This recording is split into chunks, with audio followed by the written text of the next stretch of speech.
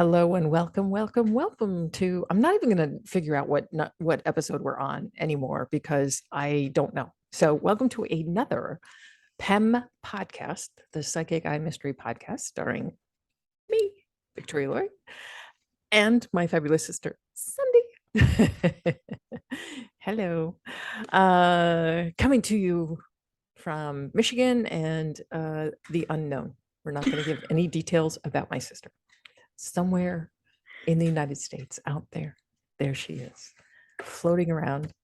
Bunny Gate still ongoing. There's nothing left to eat. The drought has just destroyed everything, unfortunately. Oh, man. Yeah. And like, who knew that Michigan was going to be the place really to end up? Because we've had the most spectacular summer. Like, it's really been incredible. We've had great rain. The temperatures have been mid 70s to low 80s. Fairly dry days. Today's a little humid. But I'm going for a motorcycle ride later. So what do I care? Excuse me.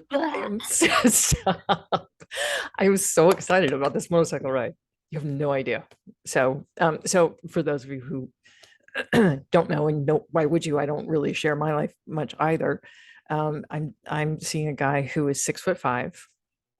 I like him tall, and he is Chris Christopherson from here up, and he is Channing Tatum from the neck down. He is breathtaking, and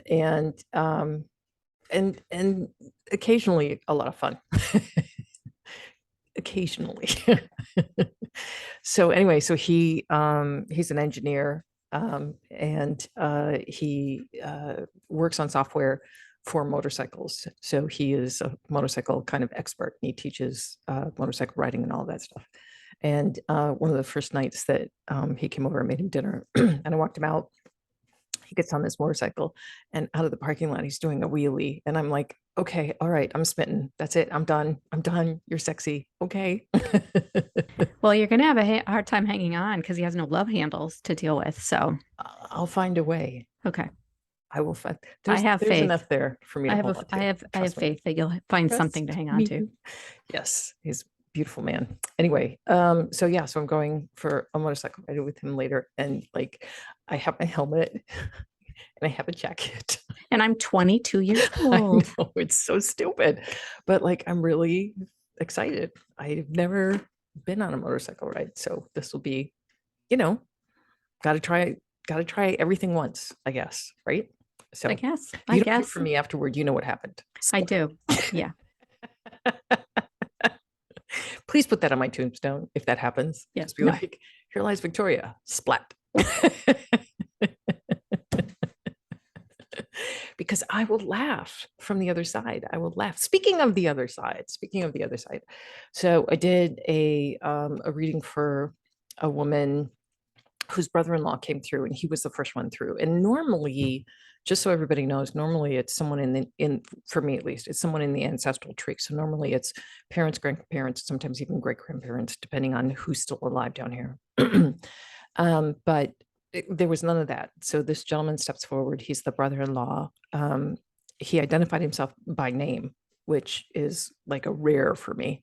So I was like, bullseye. And I'm like,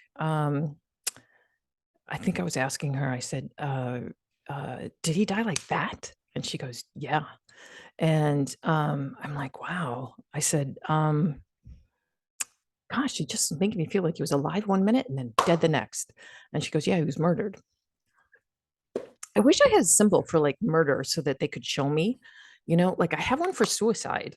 Oddly, a gun is what I have for suicide, but I don't really have one for murder.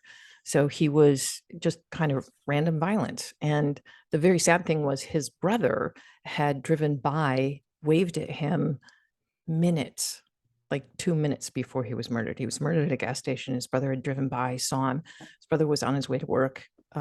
His brother was a fireman, and he waved at him.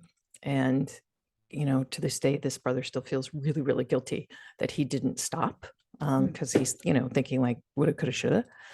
So that came up in the reading, and this gentleman on the other side was very clear. He was like, if he had been there, he would have been murdered too. Like we both would have been dead. There was absolutely nothing his brother could have done. So this happened, I think, let's see, like 14 years ago, something like that. And this brother has been dealing with this guilt for those 14 years. And it's really, really, it's so sad. It kind of makes me like want to do readings for people who are kind of stuck in that perpetual guilt for things that really were not their fault, and that they probably could not have changed, even if they knew that something was about to go down. So, I got to pass on to her, please, please, please tell your husband that there was absolutely nothing that he could have done, and he definitely would have been murdered too. So, yeah, kind of a tough one, but also healing, you know? So I do like those readings. I do like it where, because he was so excited to come in. I think he like elbowed everybody else out of the way. He was so excited to come in. And I think he was excited because he'd been watching his brother for 14 years deal with this guilt and really struggled with it. So I loved passing on that message. That was great. And I got to pass on a message to his son. His son was only 14 when he was murdered. So he, gave me a bunch of stuff to pass on to the son. It was lovely. It was absolutely lovely. So it kind of makes me go, I'm so fucking lucky to do this. Like there are days where I'm like, oh God. But for the most part, it's I don't like labeling people who are psychics. I don't like labeling them as they have a gift, because I think that sends a message like we're somehow better, like we were the chosen one, when it's bullshit. Everybody's got a radar. Everybody has one. And if you work on it, it's a skill. And if you work on it, you can improve it, and you can tune in as well, just as well as I can, just as well as any of the great ones can. Well, I would say that your sixth sense, right, it is described as a sense. So for someone who is a virtuoso from a music perspective, they have a gifted ear, is how they get labeled. Or someone who's a sommelier, it might have an exceptional palate, or a chef might have an exceptional palate. It's just a sense that is highly tuned, or more evolved, more perfected than the average person. It doesn't mean we can't develop those talents, but some people have a more enhanced capability. That's how I see it. Totally see your point, but I still don't believe that. I believe that there is pressure at a young age to develop your intuition. And for me, that was because we lived in an extremely volatile home where violence was common. And I needed to know what was coming. So from my standpoint, I don't think I was born with any kind of talent at all. I just don't think I was. But the circumstance of childhood put pressure on that skill to develop. That's what I think. So, Sandy, you probably are absolutely right, but I just haven't really seen it. Every really, really gifted intuitive that I know, Kevin, Carissa, Rebecca Rosen, there was a struggle. There was a real struggle there. And then that pushed that sense to come to the forefront.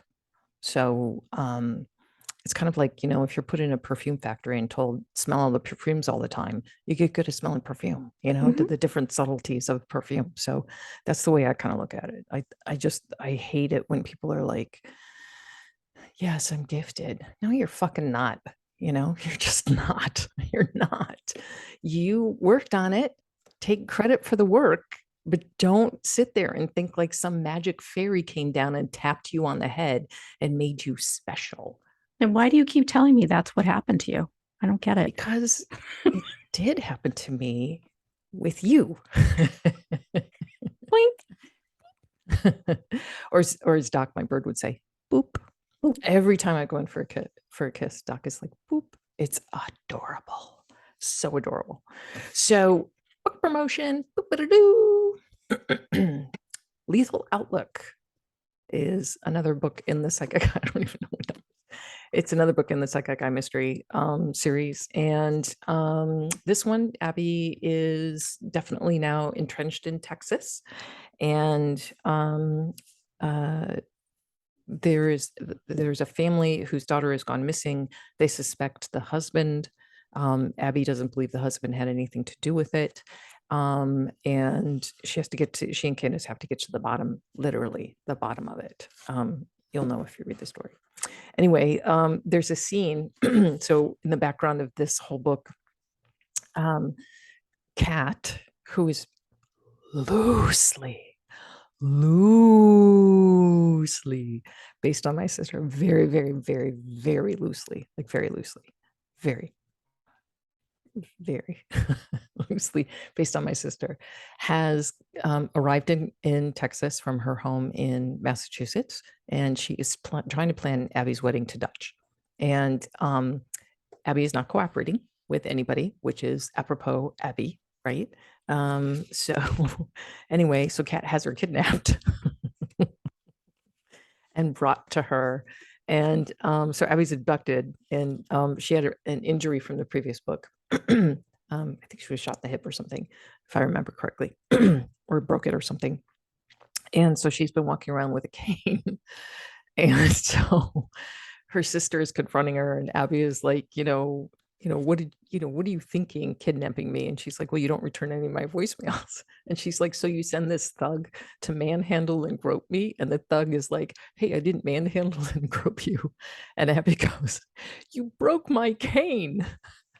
And he's rubbing these 3 welts on his forehead. I'm funny. So I was reading that just as Sandy and I were about to hop on Zoom together to record the podcast, and I was laughing away going, wow, I haven't read the book in like 12 years, 12, 13 years since I wrote it. So it's easy to forget some of those, nailed it, got it, those moments, which are cool. So anyway, Lethal Outlook, available everywhere books are sold. So check it out. We have a great guest today. This woman is fascinating. I never heard of her. Yeah. I never heard of her. The sad thing too is, since she was born the same year that Grams was born. Okay. Yeah. So Grammy died. I didn't know that Grams died in her 40s. I always thought she died in her 50s, but she died in her 40s. Another classic, parents telling you the history of our family, and it's completely wrong. Yeah. Completely wrong. Yeah. Anyway, all right. So take it away. Okay. So this week's case is part of our series of people that have passed away as a result of being affiliated with the Kennedys in some way, shape. That's clearly my dog. I'm sorry. Associated with the Kennedys in some way, shape, or form. And this week's case is focused on Dorothy Kilgallen. And while her name isn't familiar today, there was a time from the 1940s to the mid-1960s when Dorothy was one of the world's biggest media stars. Her fame as a news writer and TV personality paved the way for many of today's popular female journalists to follow in her footsteps. Her untimely death in November of 1965 at age 52 from a lethal dose of alcohol and barbiturates remains undetermined as accidental or suicide. Or could the cause of her death be the result of something more sinister?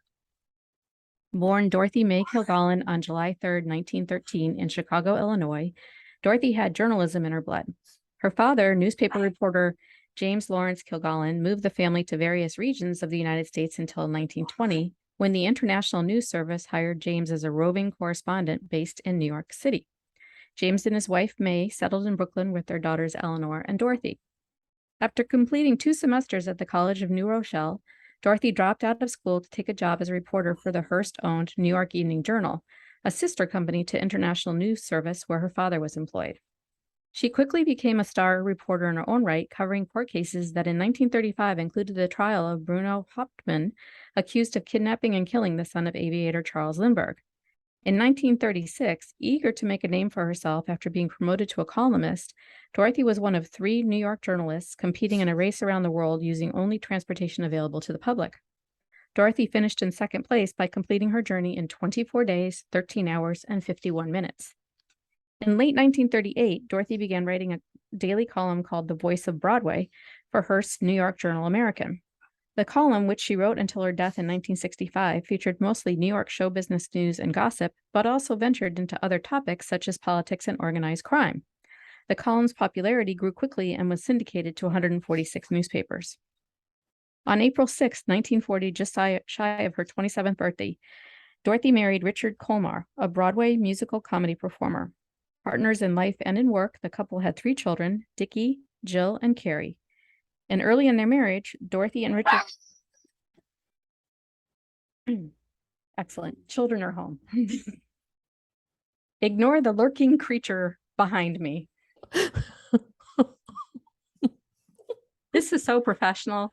I just want to, gold star. I don't feel so bad anymore for the train, for the bird, for the dog. Yeah, no, I'm okay now. Okay. I just have to digress and say that while I love them, I can't wait for them to go back to college because the delivery of a ginormous inflatable hot tub showed up at my house the other day and I didn't order it. They think it's going to be part of their entire off-campus living experience. So it gives you a taste of what I'm dealing with here. I love my nephews. I love them. Back to our story. On April 6, 1940, just shy of her 27th birthday, Dorothy married Richard Colmar, a Broadway musical comedy performer. Partners in life and in work, the couple had 3 children, Dickie, Jill, and Carrie. And early in their marriage, Dorothy and Richard both expanded their respective careers into network radio and garnered a huge following. By April of 1945, the couple co-hosted a WOR AM radio talk show from their 16-room Park Avenue apartment entitled Breakfast with Dorothy and Dick, which featured a mix of news and entertainment. The show followed the couple when they purchased a neo-Georgian townhouse on East 68th Street in 1952 and continued to air until 1963. In early 1950, Dorothy joined the panel of the very popular television game show entitled What's My Line? The series was telecast from New York City on the CBS television network, and Dorothy remained a panelist on the show for 15 years until her death. Her last live appearance was on November 7th, 1965, the day before she was found dead in her apartment. In 1954, Dorothy took a task of covering the Sam Shepard murder trial, who was a doctor convicted of killing his wife at their Bay Village, Ohio home.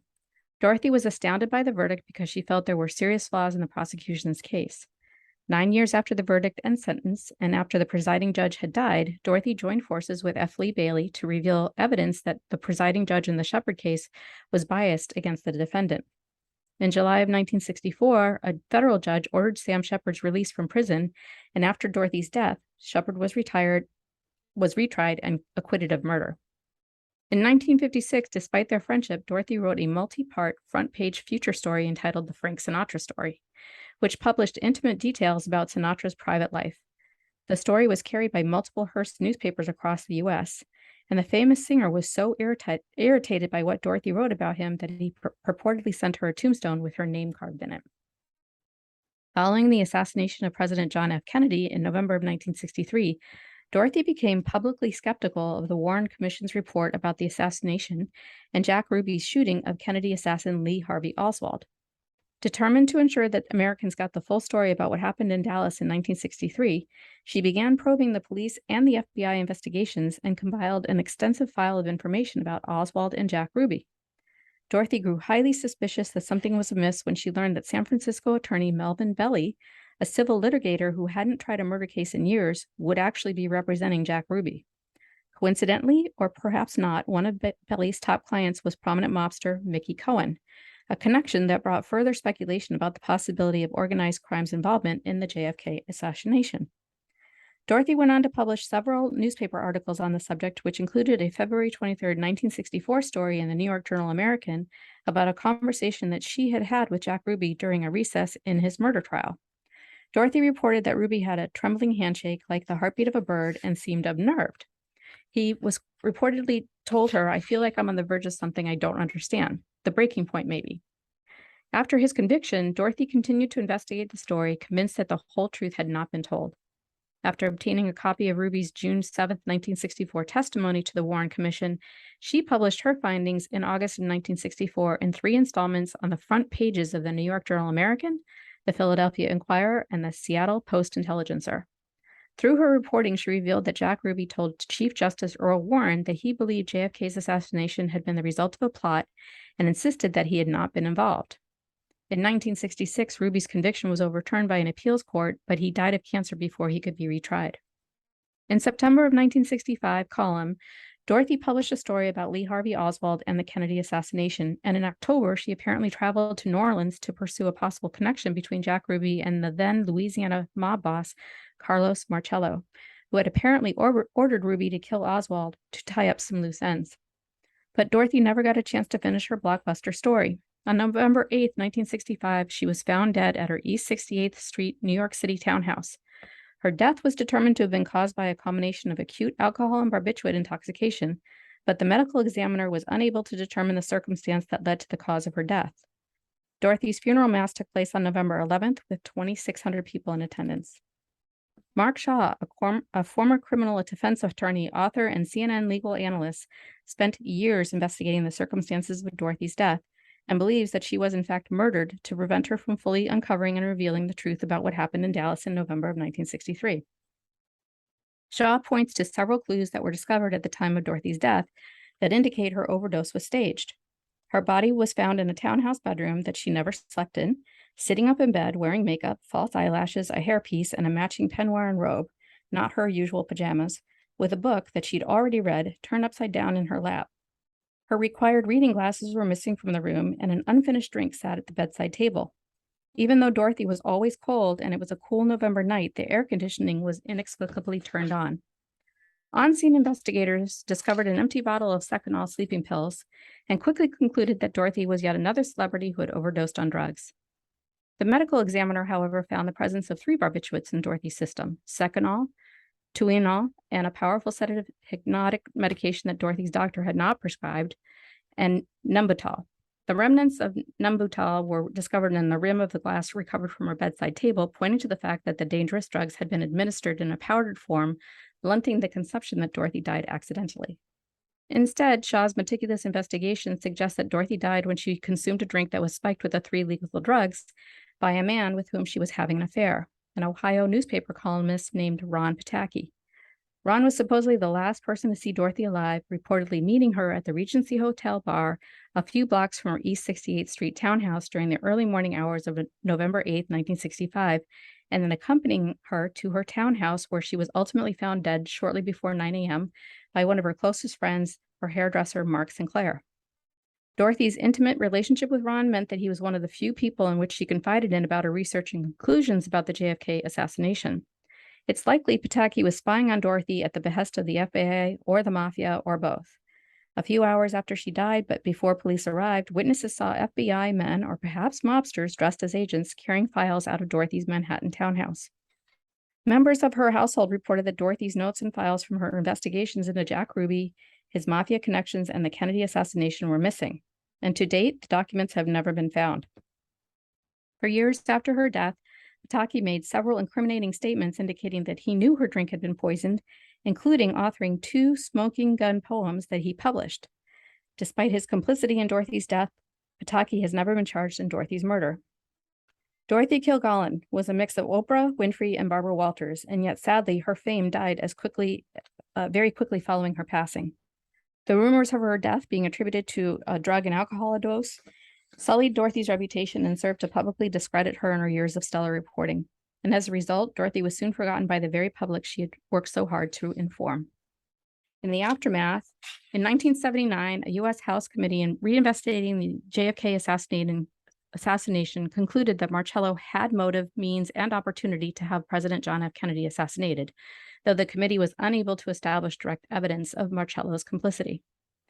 Shaw believes that the mafia felt double-crossed by JFK's father, Boston businessman and Prohibition-era bootlegger Joseph P. Kennedy.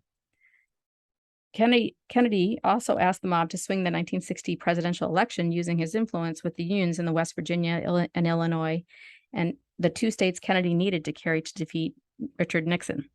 In return, the mafia was led to believe that the federal government would look the other way regarding their illegal activities. However, once elected, JFK's appointed his brother Robert as Attorney General, who once in office began to vigorously investigate the mob's organized crime syndicates. The mob's solution was to have JFK assassinated, knowing his predecessor, Lyndon B. Johnson, would likely replace RFK as Attorney General. Knowing that his predecessor, Lyndon Johnson, would likely replace Robert Kennedy as Attorney General, and Robert Kennedy and Johnson loathed one another. At age 87, Ron Pataki is still alive and living in Columbus, Ohio. Dorothy's husband, Richard Colmar, remarried 18 months after Dorothy's death, moved back into their townhouse, renovated it, and remained there until his death in 1970 from a heart attack. Sources for the story include Dorothy Kilgallen, Wikipedia. How Stuff Works. Did journalist Dorothy Kilgallen's probe of JFK's assassination lead to her death? By Patrick J. Kiger, 11/22/21. The Daily Post. Local author says columnist cracked the JFK case in 1965, just before she was murdered, by Dave Price, 12/3/18. And MarkShawBooks.com, 4/7/21. Letter to Sergeant Detective Philip Panzarella, Cold Case Squad of the New York City Police Department.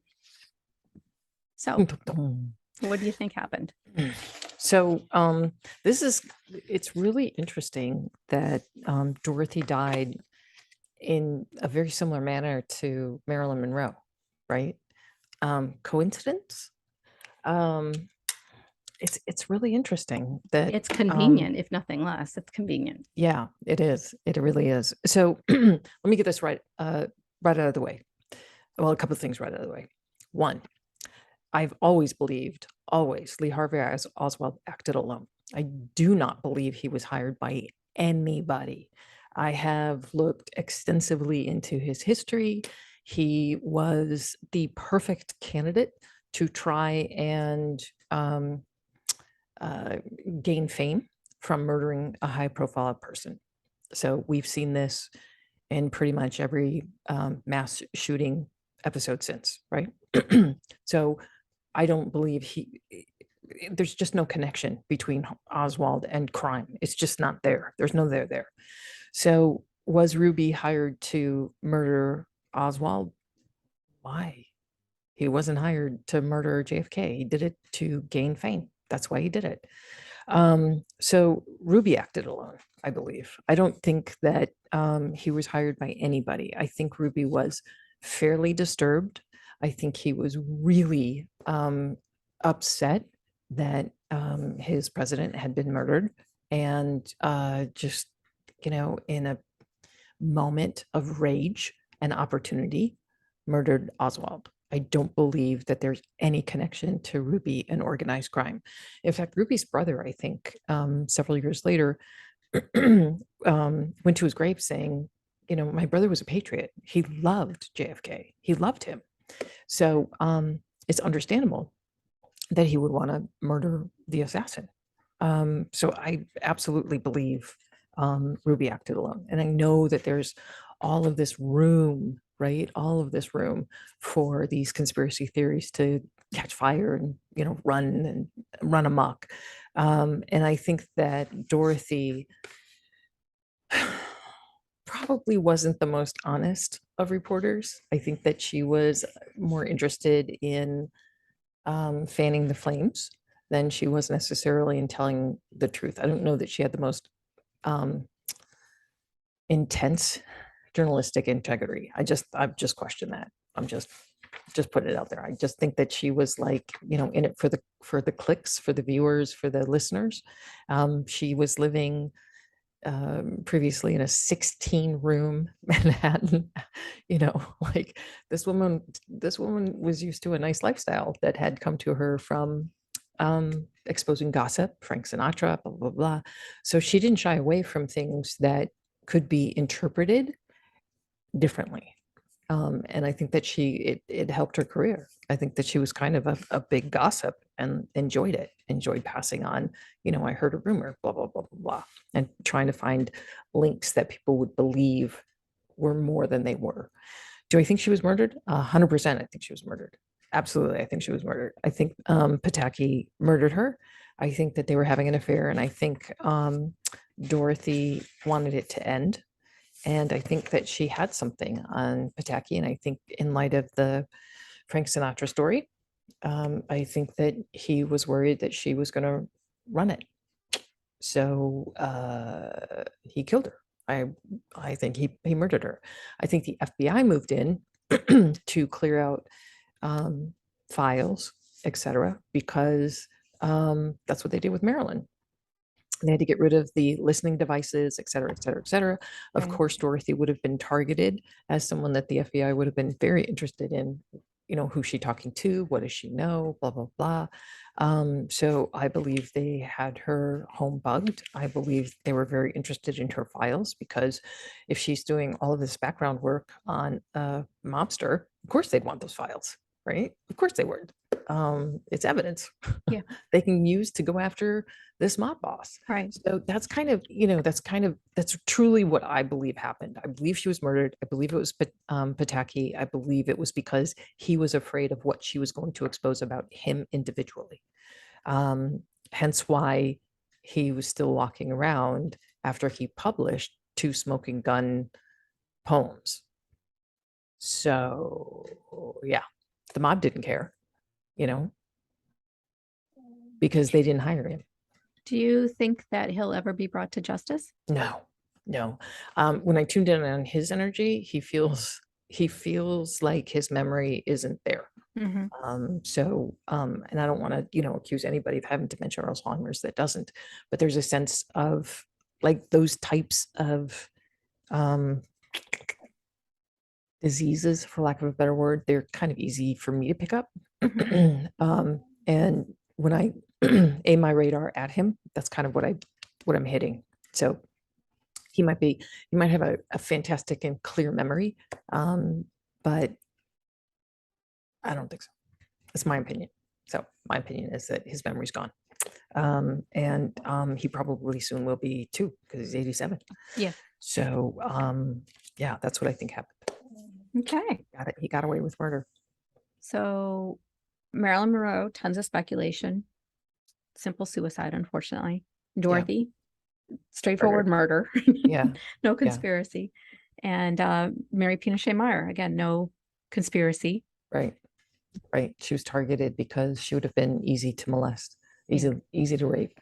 Little tiny thing that she was, and turned out she wasn't, unfortunately. So yeah, I think, anytime I hear like there's all this speculation about this big conspiracy, that there's like all of these government hands involved, man, my skeptical meter just goes through the roof.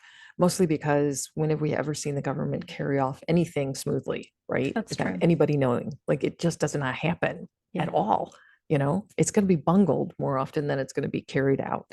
So I just conspiracy theory stuff, it's wackadoodle to me. It's wackadoodle to me. So we have one more in the Kennedy series, and then we're doing the Men behaving badly. Men behaving badly, right? And then after that, we're looking through some of the suggestions from the fans. Correct. Just as a note, Sandy does look at when anybody is like, oh, you should look into these murders. She does look into it, and she and I have had a couple of conversations. And if it was just too brutal of a murder, we're not going to touch it, because we've hit on a couple in the past 6 months that have really upset either one of us at one time. And so we're going to try and back away from some of the really, really gory, horrible ones, and, dabble in something a little bit lighter. It's painful to dive into those, to research those, and also to send my radar into those. It's just really hard. So thank you for your suggestions. But just as a caveat, we're just not going to touch anything where, people were castrated. We're not going to touch that. That is not going to happen. So just as an FYI. So anyway, all right, Sandy, I love you so much. Thank you for writing this up. This was fascinating. I'd never heard of this woman. I can't believe I've never heard of this. I have to just comment on the fact that at the time that she was murdered, it was really easy to wipe away a woman's identity and kind of sully her reputation. Same thing kind of happened with Marilyn Monroe to a certain degree. And Dorothy Kilgallen probably had a lot of people that did not like her style of journalism, and maybe it was easier then to sort of shut her down. But if you consider that Oprah Winfrey is who she is, and Diane Sawyer and Barbara Walters, Dorothy Kilgallen, kind of they were on her shoulders. So she should be commended for the amazing career she had as a young woman, into her early 50s, that was breaking rules and changing the way that we report. Like that whole around the world using public transportation. Yeah. I kept thinking like, my God, would I be brave enough to do that? I don't think I'd be brave enough to do that. Yeah.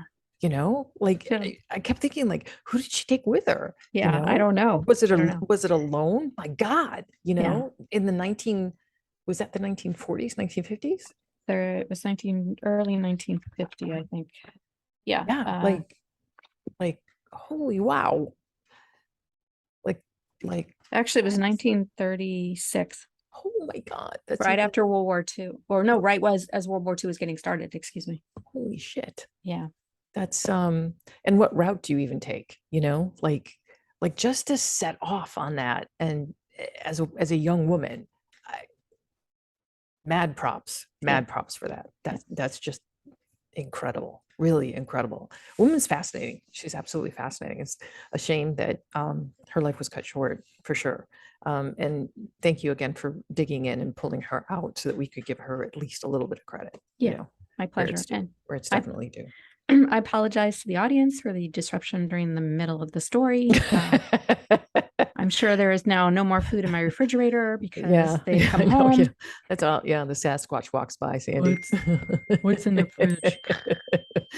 Yeah. So good times. Good All right. times. Please tell my Have fun nephew, my favorite nephew, until my other favorite nephew shows up. Please give him a hug from me. See, this is this is an opportunity for you to give him a hug and for him not to go, get off me, woman, because you can say, this is a hug from Auntie.